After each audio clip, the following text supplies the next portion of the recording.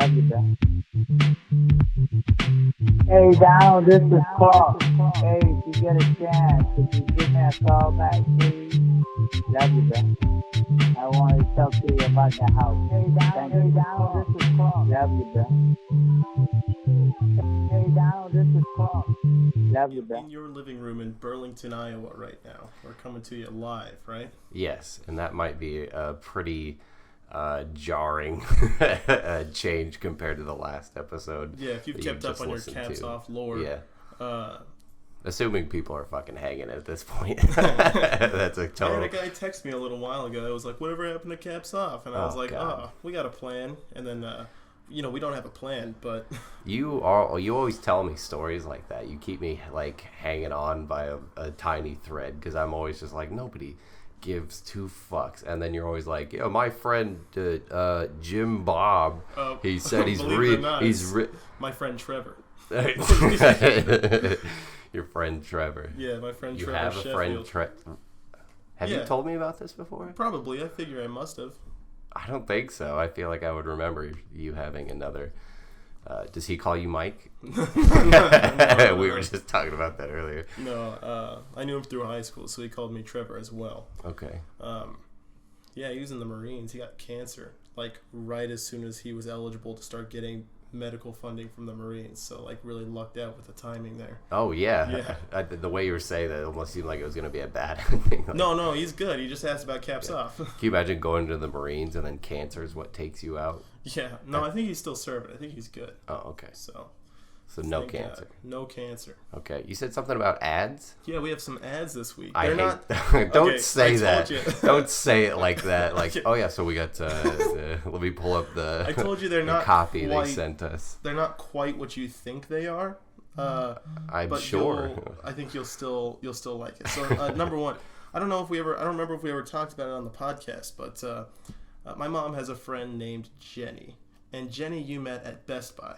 Oh my God! Who was? I'm pretty sure. I feel like we had to have talked about it. I think we mentioned it once. Okay, well, she was Jenny. Acting, a little wacky, a little. Does that mean to refer to her as Crazy Jenny? Is she a fan? Yeah, that's mean. But she doesn't really listen. Is she a member? That's why of the she lovely hired audience? me to do an ad. She doesn't know what this is about. So, okay, don't let me interrupt you anymore. No, it's fine. So Jenny. she was a little wacky. Yeah, tell me about it. Okay, well, we were walking around Best Buy, and we ran into Miss Jenny, my mom's best friend, and someone I knew all throughout my childhood. She was acting a little funny, a little wacky, crazy, and we sat there and talked to her for like 45 minutes, something like that, in Best Buy, because she wouldn't let us go. She was like answering us with like crazy stuff, and we didn't know how to answer. Which was supposed to be easily like a 2-minute Best Buy trip, easily. Yeah. And I ended up telling my mom. She was like, "You're actually not the first person to call me and say you were worried." and Jenny's doing a lot better now. And I ran into her again, her and my mom's other friend, and I guess my mom had mentioned that we do this caps off. Okay. Or at least that we did a year ago, at least. Yeah. And and they were like, "Oh, well, what if you promoted some stuff?" And I was like, no, it's not like that. You see, nobody actually cares or listens. And it's not a good, it's horrible. And she was like, "No, it's fine. Just promote this." And so they both slid me a $5, and I was like, I guess this can count as a business transaction. $10. $10 for 2 ads, one for each of them. That's better than being worth nothing. Yeah. Yeah. So I feel less like I'm worth nothing now. Well, I'm glad I could do that for you through these 2 women. So for the first ad, because I've gotta. Jenny's Christian Worship Group. No. This one's not very. This is not very helpful for people who don't live in Sierra Vista, because no cool Christian worship groups for you to go to. But Jenny's Christian Worship Group meeting on. If they didn't have a reason to go before, we're about to sweeten up the deal. Oh yeah, they meet on Wednesday nights and they read a chapter out of the New Testament each week. Snacks are encouraged. Jenny makes Christ-themed bracelets, knickknacks, and bookmarks for regular members. They meet at First Baptist Church at 6 p.m. and this is Jenny's Christian Worship Group. Jenny I paid $5 to read that. Jenny has come full circle, or was she always kind of like this? No, she was good. She was much like she is. Has she now. always been a religious woman? Yeah. Okay. So this is kind of like par for the course for her, I feel like. Yeah. Okay. I didn't get much religion out of her trying to get out of you how to get the people to stop bugging and hacking into her phone. If you knew someone was hacking your phone and could see everything you did, how would you take care of it? You know what never occurred to me? Was she there that day to figure that out in Best Buy? Was that why she was in the Best Buy? No. She had an answer. She was asking it to us like it was a riddle. Like we had to figure out what she did. Yeah. Oh, that was the worst part. And I don't think she ever gave us the correct answer. No. She just kept telling us we were wrong.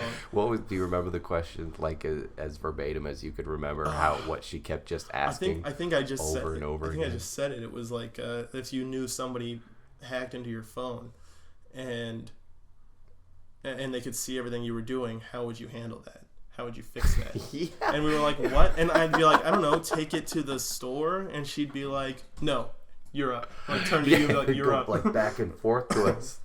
Yeah. I don't know how I let terrible situations like that slip my mind. Yeah. Well, I'm here to keep them at the forefront for you. Make sure you never forget. But she was with a friend. We do have a second ad. It's right. Both my mom's friends. So let me just get through wait. this one real quick. I can't wait. I can't wait. Second ad. Princess Pepper's pussy poppin' porno. This isn't real. This isn't real. Princess Pepper has shot, filmed, edited, fucked, sucked, and squirted her way into not just your living room, but also your heart. These are your mother's friends. This 3-disc package. Don't say package like that. Features over an hour of original haiku readings, 9 homely Western ballads, and a front row lethal injection, all conceived and performed in real time by Princess Pepper as she gets nailed, railed, and yanked by her pigtails by a burly, homegrown Iowan stud. Not an Iowan stud. Fun for the whole family, John. I'm not convinced that you didn't write this. This can be yours for only $13.99 plus shipping and handling. Call 719-266-2837 to order now. All right, so those are our ads we had to read from my mom's friends. That's not real. That's not real. I believe the Jenny one 100%. That wasn't a 555 number, my friend. That's a real, these are real. A 719? I don't remember 719 being in anywhere near Sierra Vista. That's a 520 number. Well, she didn't start there, I'm sure. I'm calling you bullshit right now. I don't believe it. And I knew an Iowan stud. That's what I knew. Because nobody fucking cares about Iowa. Only you would know to put something Iowan in it. What if he's burly and homegrown? I care about an Iowan stud. Provided he's both of those things. That's like, I guess that could be a thing because there are those like corn-shaped dildos that you like. Yeah, country girls make do, right? Yeah.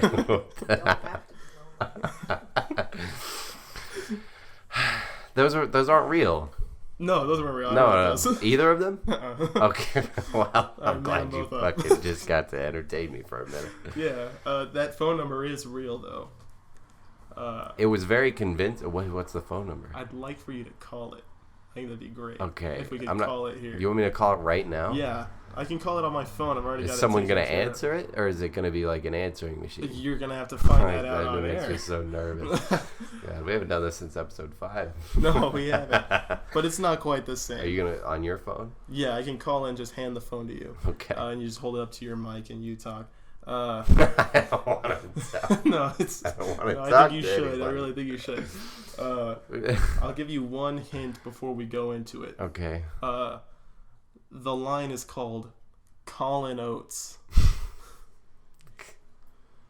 And the line, the phone line. Yeah. The name of the phone line is Callin. Yeah, here you go. Welcome to Callin Oates, your emergency Hall and Oates helpline. To hear one-on-one, All right. please press 1. I'll humor you. To hear it go, please. You're a rich girl, and you're gone too far, 'cause That's you it. know it's Are we gonna get over, flagged for get this? away. No, there's no way. There's no way. We'll be Why? fine. Who gives a fuck about us? I feel like there's a reason you wanted to do that. Well, first of all, why does that exist? I couldn't tell you. I found it on a list of prank call websites, and I was writing the ads. So that's just like a number that you can like give out. Yeah, Someone will like the John Cena one, or the rejection hot. Okay. Yeah. Do you think someone's ever been pranked by it, and then they're like, I could go for a little Hall & Oates? That was me. I did. Oh, really? Yeah, I called it. I want two. I was like, oh, that is funny. And I just kept dancing, enjoying it. That is really funny. And we have a collection now of like lost episodes. Yeah. Some that are still usable, still recordable. Some that are gone into the ether and will never return. And the last one that we recorded happens to be one of those that's gone and will never return. Yeah, because it was just a couple months ago. Yeah. And we covered a lot of stuff, and I don't want to go over most of that stuff again. But one thing I want to trail back on, because I have a story that I haven't told you yet that I've been waiting to tell you. Okay. But just a little pre-context. Is that a word, pre-context? I think so. I don't Or like just, that. Maybe it's just context. Just context, yeah. I think that's pretext. Yeah, thank you. Pretext. I work at what I call the box factory, right? Yeah. It's a big warehouse. It's almost like it's owned by obviously a big company, but it might as well just be like a big mail room, because it's just boxes going left, right, up, down. They all have a destination to go, and part of my job is to get all these boxes where they go, and that's why I call it the box factory. Right.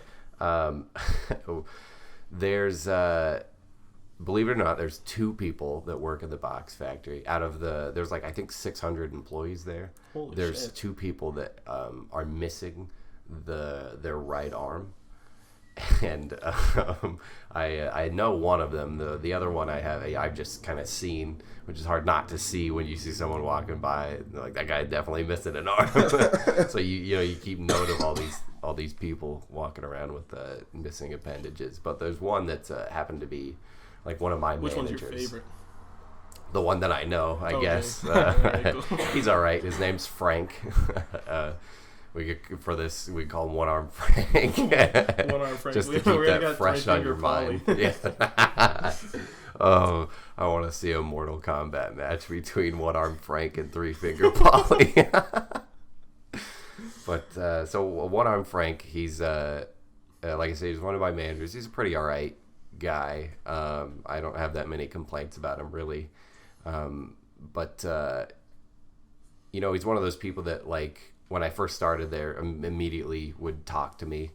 And there was all these people walking around, so it's like that kind of stands out when people go out of their way to just talk to you for no reason, because I'm super not one of those people, and you know that. I will stand quietly in a room for 12 hours without saying anything to someone on purpose, unless I, like, it's detrimental. Yeah, unless they drop like chicken wings on the floor. John's John's got to intervene. Yeah.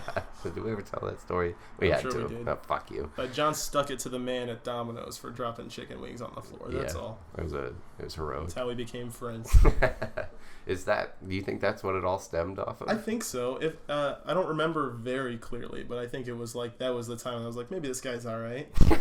Maybe there's a little more. Because before you were just another driver. Yeah. You know. And then I stood up to the big bad, And I was which like, was no little way. Tammy. This guy's not going to serve people food that's been dropped on the ground. the nerve. He's got standards. What a fella. Which is, I love for like a Domino's employee. They're like, this guy's got standards. They don't all operate that way. Any other one of those drivers would have, except maybe Scott or TJ, would have just like thrown those things back in and been on their way. I mean, it's not completely uncommon. We were watching an episode of Kitchen Nightmares once, and this dude dropped like a whole chicken leg on the ground and then picked it back up and threw it in the fryer. And Gordon was like, "What the fuck?" And then he's just like, "It just fry it off. It killed all the germs." You know what I mean?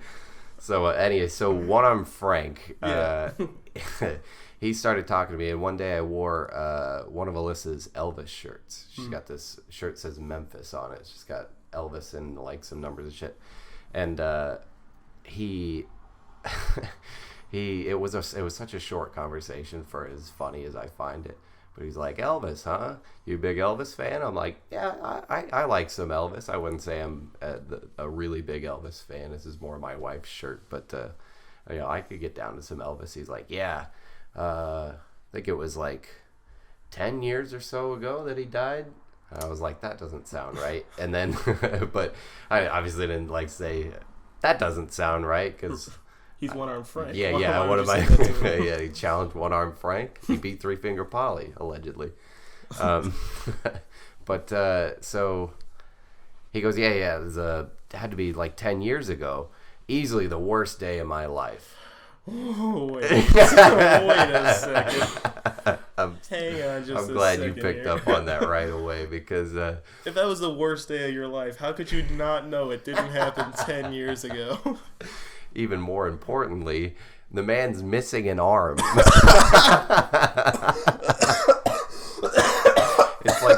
It's like I never even thought of that. It's like, you know, I didn't think of it either. I had to come home and tell Alyssa that story, and she's like, isn't he missing an arm? And I was like, oh shit, yeah, that had to be a terrible day.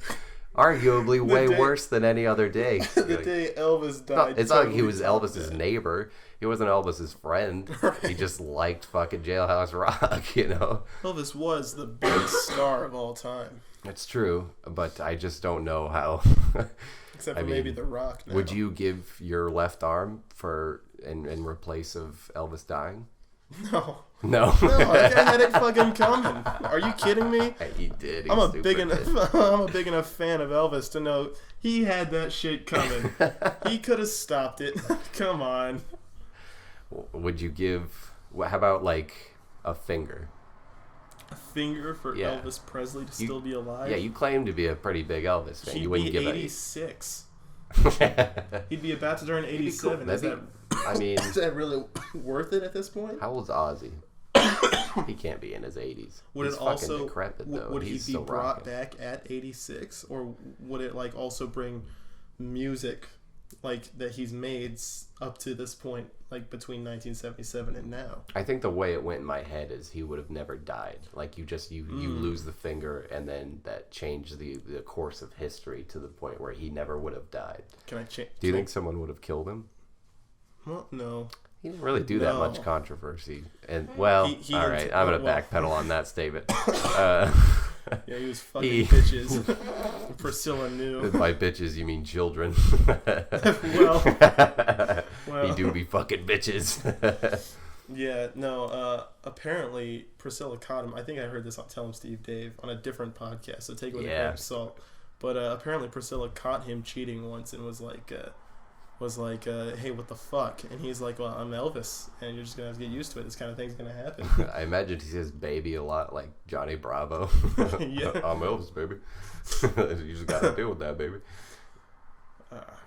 Yeah, no. There are a couple interviews you can find where he's totally spaced out and like drugged out of his mind too. No way. It's a little sad to watch. Like, is it anything like that David Hasselhoff video? You ever see that one where he's like, you know what I'm talking about? No, I don't think so. Oh my god, it was like probably one of the biggest things in his career, like negative wise, was like I don't know. I think he was just drunk. I think he was an alcoholic. But there was like this video where someone was recording him and he was like really, really, really fucked up, and he was like trying to eat a cheeseburger with a fork, and he kept like missing and shit. And he was like he was like sprawled out on like a bed or something, and I don't think he was naked, but he had just like a blanket over him and no shirt on, and he's just like mumbling while someone's trying to talk to him. And I think it was like a TMZ video or something. It's really famous. I saw that before I saw the SpongeBob movie, so I knew who that guy was, not because of like Baywatch or Knight Rider or anything that David Hasselhoff, like his work. I just knew because my parents had watched that video of him just like slurring and trying to fork a cheeseburger. The SpongeBob movie was my first exposure to him. But hearing that I mean, no wonder he was in Kung Fury. He's gripping anything that'll keep him in the good graces of the public, I guess. Was that weird for you watching the SpongeBob movie, being like the way they present him in the movie, as if this is someone you're supposed to know, and you're just like, yeah, David Hasselhoff. No, I definitely got the vibes that I was supposed to know that guy, and I had to ask my mom, and she just told me he was an actor. I have no doubt she knew about all the shit going on with him. Yeah. So I think, yeah. So it had to be after that. What a comeback! What a comeback! What for a comeback! The Hoff. I think overall he's probably looked on pretty highly still. You think so? You think 2021? I don't know the last when thing. you mentioned like David Hasselhoff, like people are generally like, okay, yeah, him. I do know the last thing I saw him in. Do you know what Pluto TV is? Yeah, it's like a free streaming service. Yeah, right? I saw him do a commercial for that. Oh yeah. How do you do an ad for free TV? I don't know if that's like a. I can't talk shit on David Hasselhoff. I don't have a career, but I'm just saying, like, I wouldn't say he's like at the height of his career anymore. He looked old as fuck too. I suppose he is old as fuck. A lot of people are getting old as fuck these days. Yeah, that just keeps happening, man. I don't know. There's something in the water. Somebody got to put a stop to that. Show me who do I need to vote for to stop that? Joe Byron. Joe Biden. Trevor, what's I have a couple questions to ask you. Okay. They're not like there's no reasoning behind these questions. These questions kind of are just birthed out of me having way too much time to think at work, and then I think like I'd like to ask Trevor that question. Okay. I've never asked Trevor this question before, and one of these is actually interesting because I unknowingly alluded to it in a conversation we had earlier. I was talking about some of my irrational fears, and I told you 2 fears that I had, and then I retracted that and said that because they're not. I don't think being afraid of fire is irrational at all. I don't think being afraid of electricity is irrational at all. I might go overboard a little bit with it every now and then because like Alyssa will just like be sitting there, we'll be hanging out, and she'll take out a thing of matches and just start striking them and playing with the fire, and then like burning new matches with the previous mat that it drives me nuts. Playing with matches. Yeah. She's literally like a little devilish fucking redheaded they tell kid. you do not do. But I didn't think of it earlier, which if I couldn't think of it, how fearful am I actually of it? I have a weird fear of like small wooden things. I say toothpicks, but it's really anything resembling like a toothpick or like a splinter or like a dowel with a sharp end or a skewer. I have a weird fear of that, and it mostly comes from like being introduced to that kind of I think it's the Korean torture where they put the bamboo under your and let it grow through yeah. you. I think that a lot of that stems from that, or like just getting any kind of like splinter under my fingernails. Or like I think I saw in a movie once somebody fucking put toothpicks under fingernails. So that's why I like anytime I see toothpicks, I just get this like skittishy feeling like run down my fucking spine. And so my question is, do you have any fears? Do you have any irrational fears? Oh, well, I'm perfect and unstoppable. So right. No. Yeah. But if I did, if you did. if I did. No, you have to have something. You gotta search deep down for a minute. There's gotta be something you're afraid of. You can't just not be even like I guess weirded out to a disturbing point would qualify, but there's gotta be something you're afraid of. Yeah, I guess maybe. I don't know. Normally when I psych myself out and get afraid of things, like it's by the time the sun comes up, I'm like, yeah, that was silly. You have like night terrors? No. I just think like it might be late at night and I'll start like you thinking hear about... people just like crowds of people like tapping on the outside of your house. You're just like Oh, God. under the blankets with your eyes peeking out, and then when the sun comes up you're like, yeah, they were never there. No. I'm so sorry. Coughs off. Coughs off. I don't know, man. I think maybe I've always kind of been scared of someone living in my house and me not knowing they were there. Is that what Parasite is about? Yeah. Okay. Yeah. I never saw that movie. I don't think they're living there. They're more like almost siphoning out all of their like the family's money, but they're a separate family and they live in their own separate house. Oh, okay. Yeah. But yeah, no, I guess Like that's a sort of parasite. Oh, okay. yeah, no, you got it. All right. Yeah, I guess I've always kind of been scared of that. That's the freakiest thing I can imagine. You know, and there's that like meme about like, oh, they're in the walls, they're in your walls and they're gonna get you. But I used to live in a manufactured home, so I used to think like they're in my floors. Yeah, you because know? there's so much space below There's you. a lot of space below me, and I'll hear like thuds under there. And I'm sure it's like a rabbit or a squirrel or even a cat that's not mine, but like. There's always like the nagging thought in my brain, like it's a man. There's a man down there. Man, he's got horns, but not like horns like a goat would have, like one coming out of his cheek, one coming out of his eyebrow. Yeah. Oh God. He's got 5 teeth, and they're all going in separate directions. I always thought like, what if he lived there, and he was just such a constant presence for so long that my cat also thought that like that guy was just another dude that lived there, and that he Dad assumed too. I knew about him. And so I was never gonna get alerted that there was another dude there. When you leave, he comes up through the floor and just pets Otto, just for so long. And Otto's just like, yeah, no, that's just the other guy. Yeah, I had those 2 empty rooms when I was living in that house too. That is kind of creepy. Yeah, I don't like. Those rooms didn't exist to me. Right? In my head, like that was the end of the hallway, and the doors just they didn't open. No, anything could have gone on in those rooms, and I would not have known. You know how many times I broke into my own house by opening the windows? And now that I'm thinking back, I never touched the windows in that room. They could have been unlocked the whole time. It could have been just open. Someone could have just been like jumping in and out of there, getting a warm place to sleep, and I guess that antagonizing my cat. I think that does qualify as an irrational fear. Yeah. Oh yeah. Know many why people why that the think fuck that. would there be some dude living in my house, completely delusional, squatting for the whole year and a half I lived there? Do you have any irrational fears, Alyssa? Off the top of your head. Not irrational. What about a rational one? Do you have anything that I'll know you're decide just if really it's scared irrational of? or not. I'm really scared of heights. Like, super scared of heights. I think that's I rational. think it's because I'm so short, though. Like, I was made to be close to the ground. You stand on your tippy toes, you start panicking. Yeah. Oh. If we go to the park with Louie and I stand up on the jungle gym and I look down, it makes me woozy. Okay. Yeah. So fear of heights, yeah. Yeah. All right. And then that's all to that bit. My next question: what is the saddest thing you can think of?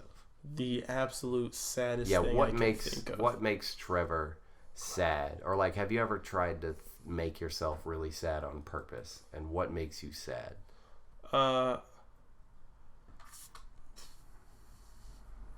No. This sounds like I'm building like a contingency on like how to beat you. Like, what's your biggest fear? What will really break you down? Give me your weak points. Yeah. What time do you go to bed? Okay, I've got it. I've been talking to my uncle a lot. I was doing DoorDash for a while, and that's what he does. And so we'd sit at the same spots to wait for orders, and so we got a lot of conversations in. He was doing DoorDash. He was pretty much my only coworker. And one day, about 2 weeks ago, it was like just a little bit before I moved. We were sitting out there, and he was talking to me, and he was telling me about his parents, because they're kind of starting to get to the age where they got to start looking at homes and alternative forms of care, because they can't really take care of themselves as well as they used to. And he said something that really, really bothered me. It made me really sad. And that was, he said that's the worst thing he's ever seen, because his whole life they've been strong people, and he's seen them as strong people. And now they're not. They don't have the capacity to be strong people anymore. They're very weak. And he has to see the underbelly of like the people that raised him. And it's really upsetting. Jesus Christ. Yeah, and what that the got me fuck? sad. That made me really fucking sad. Well, I asked. Holy fuck. That is really depressing. So does that like resonate within you, and you kind of Well, yeah, because I know I'm gonna reflect have to that see on my your own own life. parents like that one day. I'm sure. Yeah. If I get, and that's if I'm lucky, right? I would That's if say things go well. that would be rationally sad. There You you know go. what I mean? Because I think I haven't always had the best relationship with my parents, but there does come a time where like, and it's not like I've relied on them. I actually haven't relied on them like more than a little bit since at least my senior year of high school. So it's been easily like almost 6 years that I've been self-sufficient. So I don't really think like, if they go, what am I going to do that much? But every now and then the thought just crosses my mind of like, holy fuck, like if one of them happens to like die, or like they get to a point where like say my dad's a mechanic and he's not like shredded or anything, but he's got like dad strength and mechanic strength. You know what that's like. Yeah. Your dad has it a lot too because he can't feel anything. So like, I've always called it man strength. yeah. It's like the difference between, when you're a boy, you don't have it. You have like little squishy hands, and then at some point you switch around, you get man strength, and you can feel it like when you shake people's hands, when you hug them and stuff. It's just an added firmness that you're like, oh, you've made the cross from boy to man. You gain that extra bit. I call it dad strength because I think I've told you that before. The moment I became a dad, I just felt like this surge of like change go through me, where like my senses were sharper and I got a little bit stronger, and just like I felt like my body, like, again, I'm not shredded or anything, but like I did have for lack of better words, a twinkish figure. You thought you had a before. twinkish figure Yeah. before? And then I started, well, not when she was pregnant because I gained a lot of sympathy weight, but before that I was just, you can ask her, skinny, tiny person. And so, when I had the baby, I felt like when I pushed him out of my my deuterus. Thank you. Which I think she actually had the same effect too, because she actually did push him out. But You actually pushed him out of your deuterus? yeah, no, she pushed him out of my deuterus. It was a team effort. But with him being a boy, there's a lot of like hormonal stuff that happens, and because of that, she like grew hair in different places on her body, like her chin and stuff like that, when he was really fresh, because of just all the hormones and stuff he was putting off. And I think the same thing somewhat happened to me, in the way of like, I think on a primal level, my body knew like you're a provider now, and you have to get real fucking protectory, and I'll require the strength and the mental strength and the drive and the power to do it. Right. Stay humble. Yeah. Stay hungry and devout.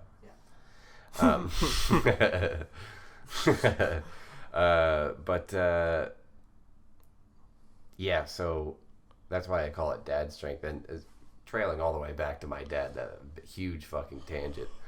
I always think about like the day where like I'll be able to hand twist off the bolt and he can't. You know what I mean? Yeah. So we're working on cars together. He's always like, I'll be working on a fucking bolt, and he'll just come over and like crack it with his fingers and shit. It's crazy.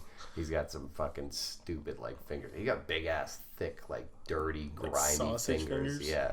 If you look at his hands, they're like and like the grooves in his fingers. Hard working fingers. They have had like oil and grease in them for like a decade or two. It's very cartoony. Like if you were to draw a hand in high definition, but in cartoon, and you'd have to like outline all the like your fingerprint, all the little grooves and stuff. Like that? They're very visible because they're just like rough and gritty. You know what I mean? I like that. And I'm gonna steal his identity with a pair of binoculars. What? What does that even mean? Like staring at his fingerprints from afar. Oh. That's I never would have fucking figured that out if you didn't explain that to me. I don't think I would have ever come up with that. It wasn't a hard concept to explain. No, Yeah. but it wasn't an Wasn't that easy hard? one to pick up on either. So yeah, after all that digression, I sometimes get that thought and feeling too, because it's like, holy fuck, that's gonna mean I've moved up to that level, and then I'm that for someone else too. So Yeah, it's a crazy feeling, crazy ass feeling. a very crazy ass feeling. What's Yeah. the saddest thing you can think Kids of? with cancer. That's it? Yeah. That's all you got? No, but I was on. watching. I was at work, and I was watching this. Like a commercial came on in the break room on the TV, and it was like for like a cancer ward at a children's hospital, and I was just like, oh my god, little kids with cancer, because like I have a little kid, and I feel like. I don't know. The children are our future, man. No, but kids are like precious to me as a father. They're very innocent too. Yeah, It's very undeserving of something as awful as that. Yeah, it might. I feel like it's crazy to say that that's not like the common opinion, because there are people out there that are just like, I don't give a fuck about your kids. I don't care about kids in general. Blah blah blah. But me, I feel like even before I was a dad, I felt that way. But now more so, because now I have something to relate it to. So I just was thinking like, man, fucking kids with cancer has got to be the saddest thing I can fucking think of off the top of my head. They didn't even get a chance. They didn't even get a chancer. So Chancer. I hardly know her. Okay, all right. We'll be right back. Why are we being right back? A word from our sponsors. Princess Jenny's Pepper's Pussy Poppin' Porno. I was going to say Jenny's Christian Bible Study. Is that what it was called? Yeah. Yeah, oh, nice. I thought I was going to butcher it. Okay, my... I feel like you're not really going to know how to answer this one, but what's your favorite and what's your least favorite ways to puke? To, like, throw up? To puke? Yeah. I guess my favorite would Like, and when I say that, like, what kinds of... And no, I want you to answer multiple ways, actually, because I want you to answer how you think I was going to do it, and then also answer, like, what is your favorite kind of puke? Like, because you... So here's the thing. You have to puke. When you're puking. You're going to puke. Yeah. Would you prefer your puke to be like this, like this, like this? What's the most, like if I'm going to puke, at least it wasn't like this kind of puke. It was this puke, like... You know what I'm saying? You smell what I'm stepping in. No, yeah, no, for sure. I think puke that's... Alright, this might be an unpopular opinion. Chunky puke, I prefer that to liquidy puke. Really? Liquidy puke burns more to me. Because it's like, there's more friction, it's faster. Maybe, It's yeah. like- It really depends on what the... Chunky like, puke, there's a little... As gross as this is going to sound, there's some flavor. You gotta lean into it. There's some flavor from whatever it is you're puking up left over. Oh my god! And no. if I'm just, I don't enjoy it, but it's better than just the straight acid taste of like puked up water. That's like King Neptune. Being like, I think I'll try it a second time. No, it's just way less saturated. Way less saturated. Okay. All right. Right. Next. Don't say my name like that. You're like heaving over the toilet, and you lift your head up. You're like, wow, my mom really did nail that chili. I usually do. I usually like feel a little better after like puking up solids than I do just puking up liquids. Yeah. Because I can puke from like just drinking too much water, but if I'm puking up solids, it's because like my body needs to puke. It's gonna feel better afterward because it's done what's, I don't know, I guess required to start the healing process of whatever sickness I have. So is your least favorite then like the most liquidy, completely liquid? I'd say puking up straight water is my least favorite. Really? Puking up eggs is bad. Oh wait, like what kind of eggs? Like a sunny side up eggs, because those little crispy edges, they don't really digest. Those come back up whole. No way. Yeah. That sounds awful. Yeah. It's not great. I've puked a few times in my day. Little strips of fucking fried egg in your fucking That sounds terrible. The act of I hope puking you chewed them itself, up well. I gotta tell you, the act of puking itself doesn't really bother me because I don't really have much of a say in it. When it's as soon as it starts, it's like it's almost done by the time I have time to think about it. Does that make sense? No, it makes perfect sense. The worst part about puking is the moment right before where your cheeks get like that little fluid feeling. Yeah. And you're like, oh fuck, it is coming in the next salivating. couple seconds. Yeah, salivating hard. Mm-hmm. That's the worst part. And whether it's a good puke or a bad puke, I mean, there's no good puke, but whether it's a good puke or a bad puke, all hinges on that moment. Because if I'm sitting over a toilet, I can get that moment and be like, it's okay, I can just let loose. I don't have to worry about ruining a bunch of shit. But if I start to get that feeling and I'm like in a car, I start panicking, and it's a bad puke. Especially if you're driving the car. So there's like some mental game involved. My puking all hinges on the mental game, whether I can reassure myself or not. I've gotten stupid good at that, the mental game with puking, especially because of how much I smoke. Can you will it back? Yeah. I've gotten very, very good at that. Don't you feel powerful when that happens? Yeah, I'm not always good at it. I definitely fail a lot, but I've gotten a lot better at just really becoming the master of my own body and refusing to allow it to expel all the things I just worked so hard to fucking put in there. Before what? I was gonna say I haven't puked from alcohol yet though. Really? I've been drinking for a year now. Oh, it's terrible. Really? It's terrible. Yeah. Before I go to mine, one more. Do you have a really good puke story? No. You don't have any, Well, I guess I do. I've probably told it before, but it's not my puke. No, I got a story I can tell on here. Okay. I got a couple. The first one I was going to tell was like I was in 4th grade. The teacher called on me to answer a question. When I was about to answer, another girl in the classroom puked. And I grimaced because I thought that was disgusting. And the teacher didn't see the girl puke. And so she just saw me about to answer the question and then saw my face contort, like twist into a shriveled, horrified expression. Total repulsion. That's so funny. And she was like, it's not that hard. And then she saw the puke. But no, okay, so we'll be able to catch up a little bit. Okay. So what's happened in the last year? I did a bodybuilding show. Yes. And I got 2nd place in the show. And I was were we almost gonna just skate past that?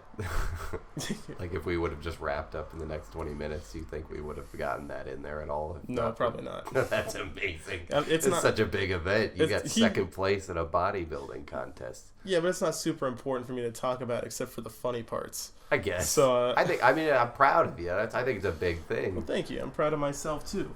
But I was eating really clean. I was having chicken and protein shakes for the last couple weeks. Did all my water manipulation right, and then obviously when you're doing that sort of thing, you're excited to eat normal food again. And we were gonna go get Denny's, and on the way to Denny's, I think I told you the story a couple of days ago. Yes, I love it. On the way to Denny's, I was like, I can't wait, and I washed down a sleeve of Oreos with a quart of eggnog. Were they regular Oreos? Double stuff. Oh my god. Double stuff. Double stuff or go home, John. You got double the fucking cream between the eggnog and all that stuffing. Oh yeah. And it was good, let me tell you. Oreos wash down really good with eggnog. It is. Sounds like the worst incredible. Thing. The flavor of that sounds like that might take the cake for my worst puke. Like my least favorite puke. Well, we'll get to that. There's a mixture of that. Because I've had that puke. Right. Now. I had that, and I got so sick that I had to sit outside of Denny's. I couldn't move. I just had to sit in the sun on the ground, waiting to feel better.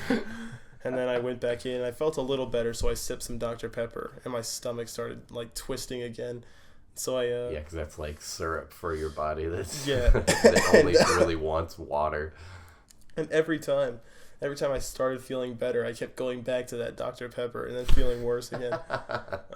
It took 3 days. On the 3rd day, 3 days, and every single one of those nights, I was plagued with horrible stomach aches, and I had to go sit in front of the toilet. My cat was really sweet. He'd follow me in there and like stay with me. On the third night, it all came up. Oh my god. Yeah, I didn't stop eating Oreos and eggnog those days either. I kept shoveling them down. So that's pretty much what came out when I puked. It was black. It was black Oreos and eggnog. And no, I wouldn't have done anything different. I'd do it all again. I'd do it all again. I'm stronger now because of it. Well, I'd say I think about this from time to time. My absolute favorite like way to puke or like version of puking is after I've had a lot of like ice cold water. It is the absolute best because I hate when puke is hot. It normally is. And the mixture of the temperature with like all the stomach acid makes it twice as harsh on your throat. And I'm a violent puker. Around here, the rednecks say Callin dinosaurs because you just like scream at the ground. And that's how I puke. I don't know if all people are. You think all people are violent pukers? Well, I guess just different kinds of pukes. Yeah. Well, I mean, everyone has it. I don't know. I've listened to my parents puke a lot. You know what I mean? Like in the bathroom, and my dad's a violent puker like me. He's straight. And my mom just sounds more just like a normal person puking with like a lot of coughing and spitting and then like some gags here and there. But like when my dad's puking, he's straight up, he goes all in. like that toilet's like cowering in the corner because it's being yelled it's like, at. I'm gonna puke once a year. All right, I gotta get it all out now. But the funny thing is he would puke like every morning before he'd go to work when I was getting ready for school. Why? I think intentionally. I've asked my mom about this before, not intentionally, and she said basically whatever job he was working, it was like really stressful for him, and he had a lot of anxiety. So it just apparently he would just wake up with an upset stomach and have to throw up, and then he'd feel better after that, and he'd just go to work. Wow. I don't know if there was if that was truly what it was, if there was any like subplot going on, but I just remember like waking up in the morning and my dad would go into the bathroom before anybody else did to get ready and do anything, and he'd fucking be in there for like 10 minutes and we'd hear him fucking just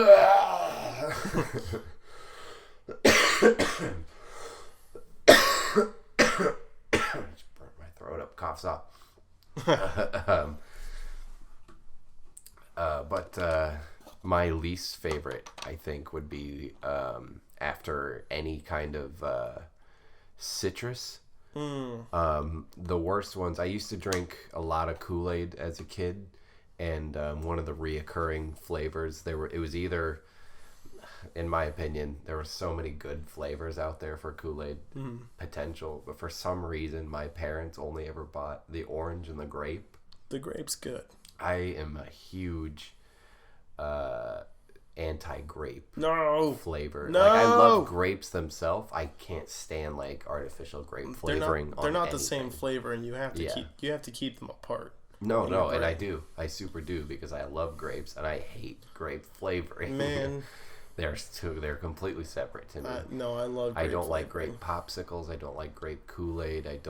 And I used to try to tolerate it when I was younger, but I got to a point where I was like, I'm going to stave this off as much as I possibly can.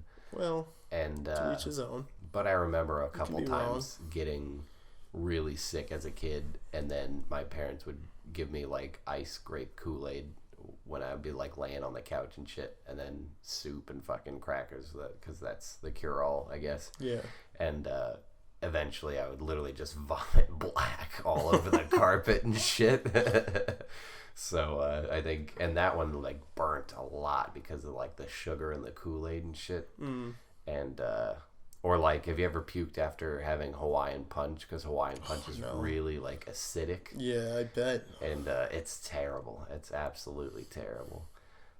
My puke story, I feel like I've probably already told you this, but it's just my favorite one, because I was in 5th grade in music class, and we had, our music teacher was like this, like, very like straight edge little woman that would just sit behind her piano, and she didn't make like many facial expressions. She wasn't like a warm person. She would just look like, hello children, today we're going to, like very like put together and just like no character to her at all. But in a way, the most like character thing I've ever seen. She seems like just someone you'd see in like a movie. Right. Yeah. But like the librarian in Ghostbusters. Yes, exactly. And I remember I was at the front of the class. We were playing the little xylophones, probably fucking hot cross buns or some dumb shit like that. And it was they had to have them in Arizona, like the standardized tests that everybody would have to do with the little bubbles and stuff. What was it called there? It was called Ames. Ames. Ours was ITBS. That's sad. And then it eventually turned to the ITEDs. Basic skills. Ours was Arizona something measurement of standards.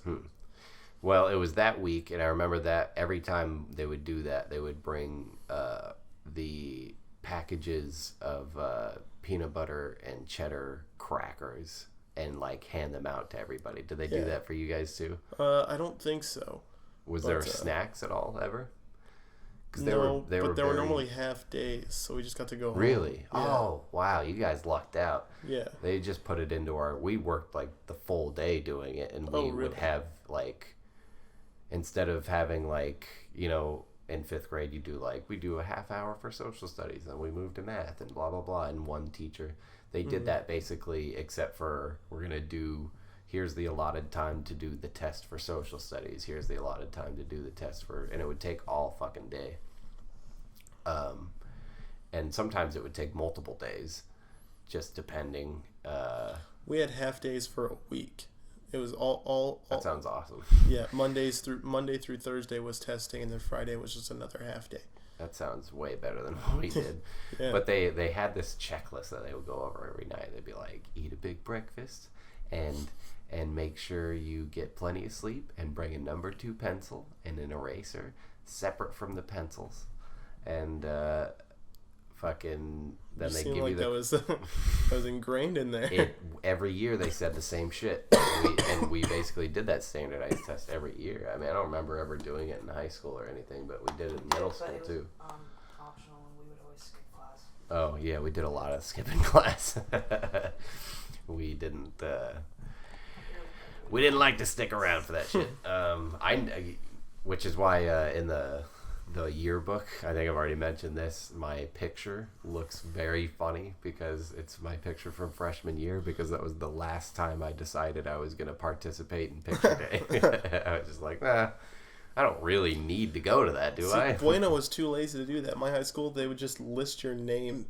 They would just not include pictures. Yeah, there was a section at the end where they just put. For like if you didn't get a reoccurring picture. Yeah, where just be like those not pictured. For us, they would just use whatever. Like they died or something. Yeah, the last picture that they had on the like administration's file. Man. Yeah, so it was just a really young far picture back is of me. that date? I remember like being in grade? middle school, and this was a reoccurring thing for me. So I remember being in middle school, and there was like a little like 3rd grader picture of me for my like file on the administration website. Everybody used to, because they would like pull up the projector, and like the teacher would accidentally go to that tab, and you'd see like other kids' pictures and stuff. Yeah, it was really weird, really I strange. remember that. I remember seeing that. Yeah, and so all these other kids look normal, and then there's like little 3rd grade John looking fucking weird.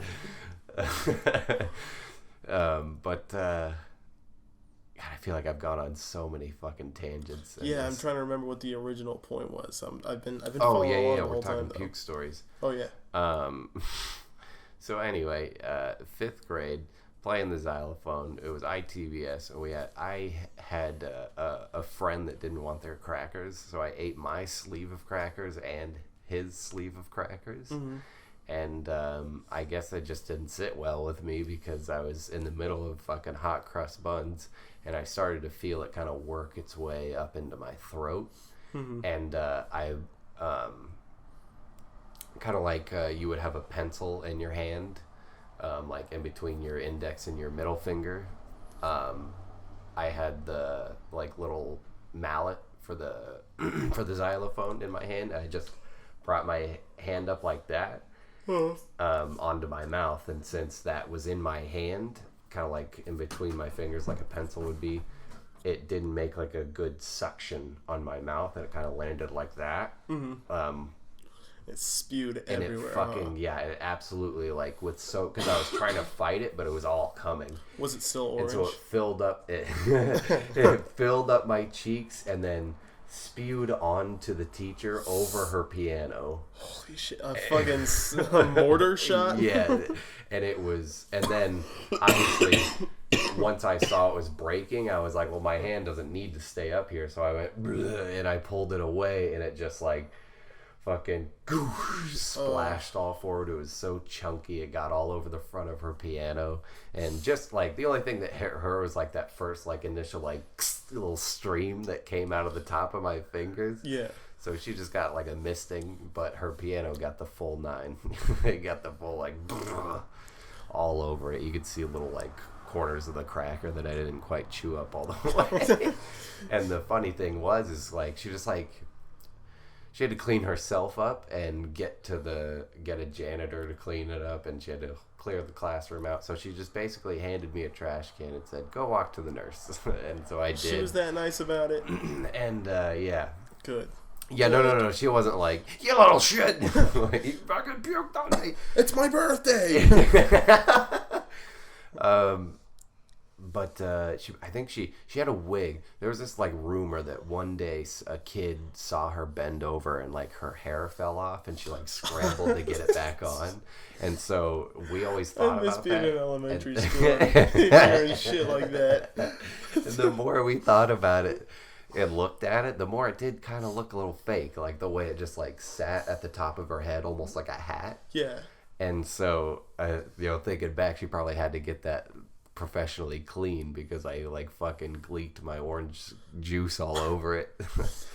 But so I walked with the trash can to the office. It was actually what I'm pointing at down here is Grimes Elementary out my window currently. That's where it happened.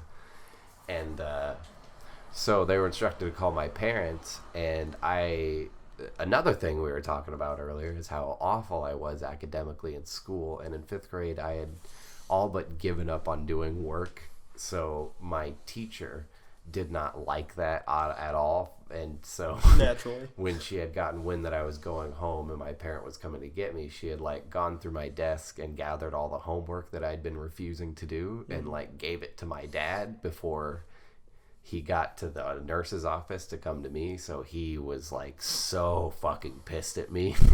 And he was screaming at me, and because like I always told him that I was doing fine in school and I didn't have any homework and it was all just going okay. So he was just like, "You're lying to me, do your homework." And like, so I had already thrown up all over myself, and I was embarrassed myself. I puked on the music teacher. And now I'm getting dressed down by my dad, and I get to go home, which is cool, but it's not as sweet because I'm in trouble. Yeah. And now I have to be sick and do all this fucking homework. And I spent the rest of the night just like catching up on it and shit. But that's my favorite throw up story, I think. It's a pretty bad puke. Yeah. That's a pretty bad puke because of all the mental weight that came with it. It was a gnarly one, I'd say. Absolutely. Well, we are at 59 minutes and 30 seconds. You want to call this thing? We can call it. All right, I'm going to shake your hand. And I will talk at you later, my friend. Absolutely. Love you, bro. Hey, Donald, this is Clark. Hey, if you get a chance, could you give me a call back, please? Love you, bro. I want to talk to you about the house. Hey, Donald, this is Clark. Love you, bro. Hey, Donald, this is Clark. Love you, bro.